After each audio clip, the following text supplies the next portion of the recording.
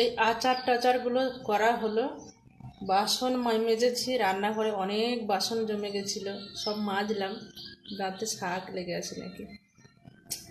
তারপরে মেজে ঘষে ভাতটা খেয়ে নিলাম বন্ধুরা। এবার একটু খিদে পেয়ে গেছিলো। এবার ঘর মুছবো, আচারগুলো সব ভরবো, ভরে স্নান করে আজকে ঘুমানো হলো না। আর তারপরে আবার উঠানের দিকে যেতে হবে, কেননা ওই গাছগুলো একটু যত্ন করতে হবে। তো আজ আর ঘুমানো হলো না বন্ধুরা, একটু রেস্ট পাইনি। তো আচারগুলো করেছি, চলুন একটু দেখাই। আমি খেয়ে দিয়ে মাত্র 10 মিনিট মতন বসেছিলাম, জানেন তো বন্ধুরা।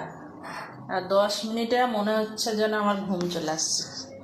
তো যাই হোক, এখন ঘুমালে তো হবে না, তার কারণ এইগুলো তো গোছানো এখন বাকি আছে।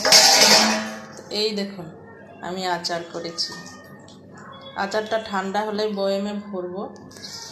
তো বন্ধুরা, এই যে আমের আচার অনেকটাই করে রেখেছি। আমার কর্তা ভালোবাসে, ছোট ছেলেটা ভালোবাসে, বড়টা খুব একটা ভালোবাসে না, তবু খায় একটু একটু দিলে। তা যাই হোক, করে রাখলাম ঘরে, দেখি কতদিন থাকে না থাকে সেটা পরের ব্যাপার। এই দেখুন, এইটা দাঁড়ান, ঢাকনাটা খুলি।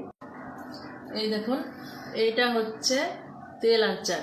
এটা ভাতের সাথে খাওয়া হবে। তেল আমি এখনো দিইনি, মানে তেল শেষ হয়ে গেছে, আবার তেল এনে দেব। মশলা মেখে ঢুকিয়ে দিয়েছে, এবার তেল দিয়ে দিয়ে রোদ্রে দিতে হবে আর কি। রোদ্রে মানে শুকিয়ে শুকিয়ে এটাকে একদম পুরো মোজাতে হবে।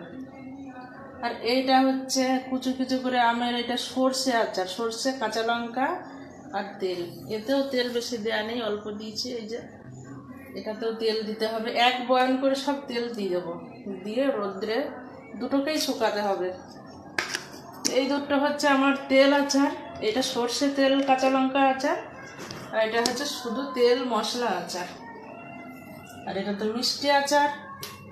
আর এইটা করব আমচুর, এটাকে শুকিয়ে একদম রেখে দেবো, অনেক দিন থাকবে, টক টক করা হবে। আর আমি দেখুন দইগুলো করে সব কৌটোতে কৌটোতে রেখে দিয়েছি, 2-3 ঘন্টা এখানে থাকবে, তারপর ফ্রিজে ঢোকাবো এগুলো দই।